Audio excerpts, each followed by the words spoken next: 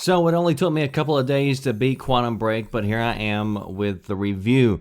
So anytime that you got like this new IP coming out, there's always a risk. But Remedy seems to be taking an even a little bit bigger risk because they're also trying to tell the story in sort of a different way than what we're used to. But the question is, does it work? So, to give you a brief rundown of the story without giving you any spoilers, you play the role of Jack Joyce, who ends up being in the center of a time machine experiment that's gone bad.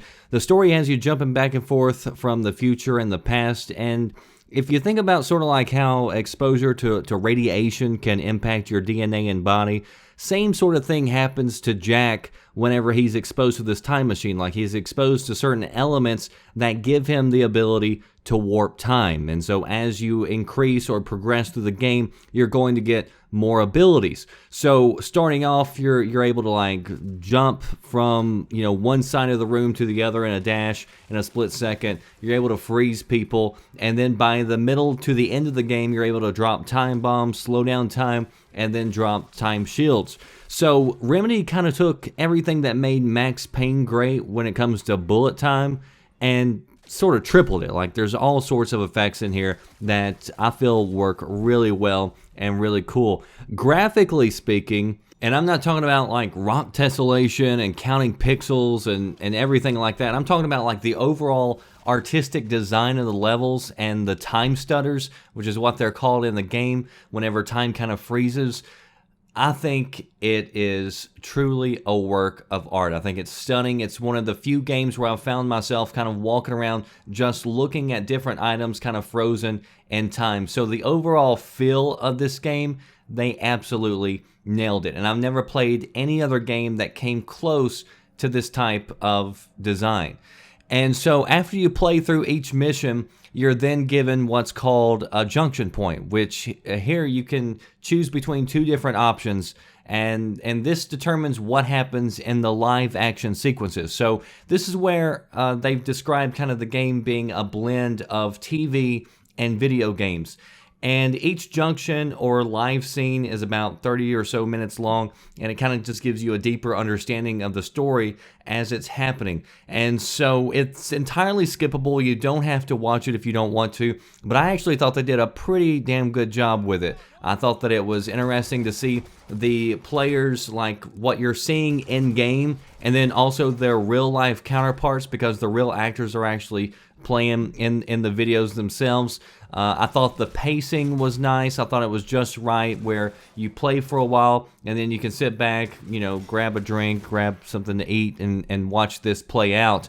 And I thought, this wouldn't work if the story sucked, but I actually thought that the Quantum Break story was pretty good, and it actually held my attention all the way throughout the game, which is not something that a lot of games are able to do with me.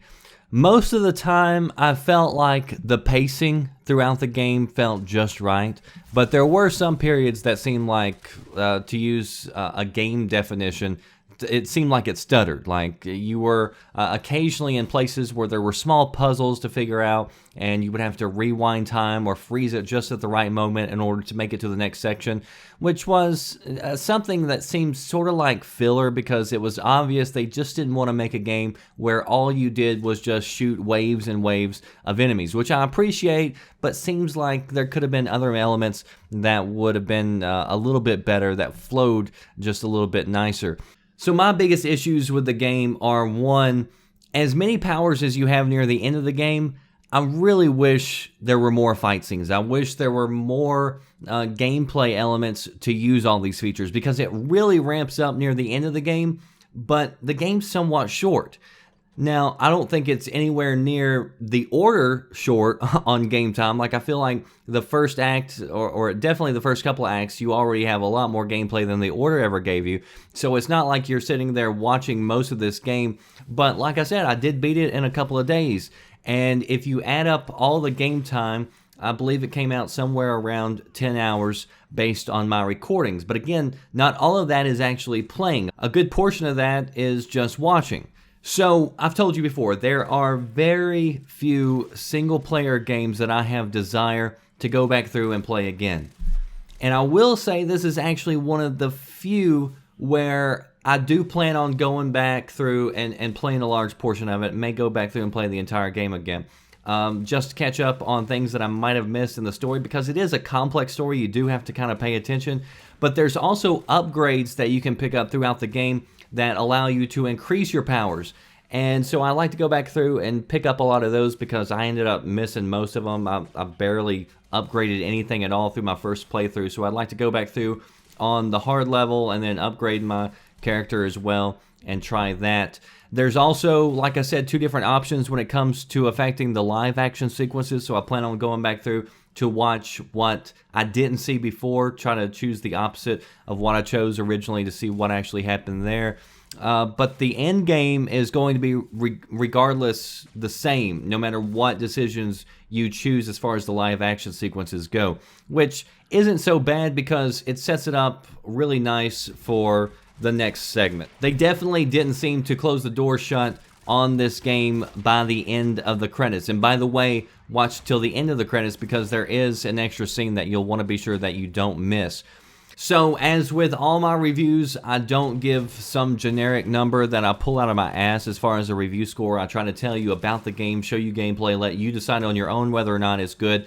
I do try to answer a lot of times the question of whether or not I think the game is worth the full price of $60 in this instance.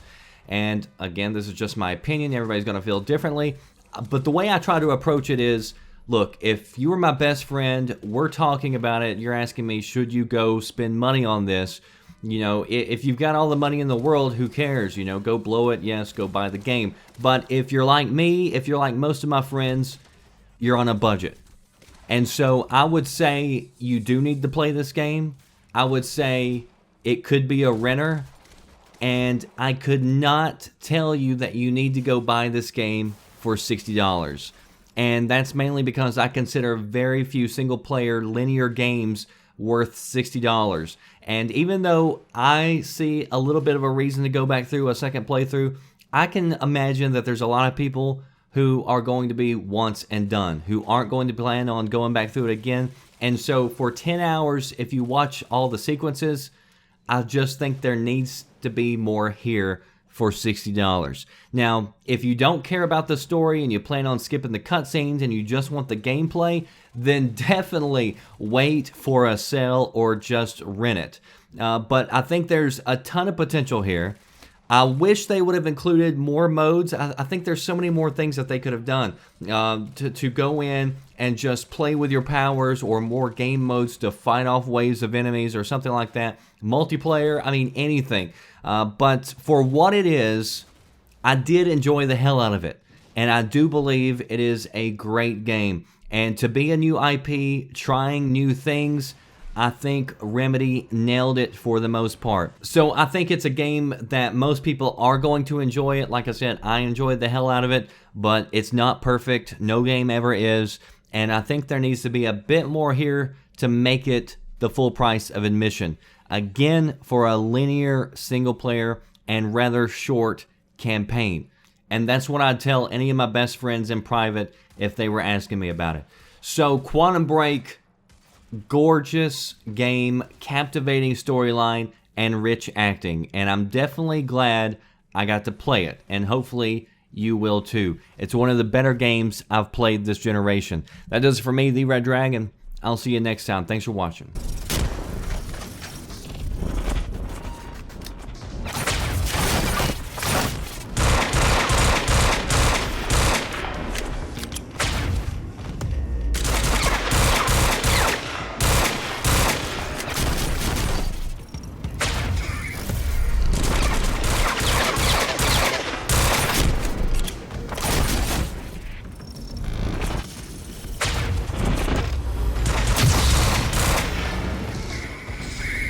Are you listening? Damn.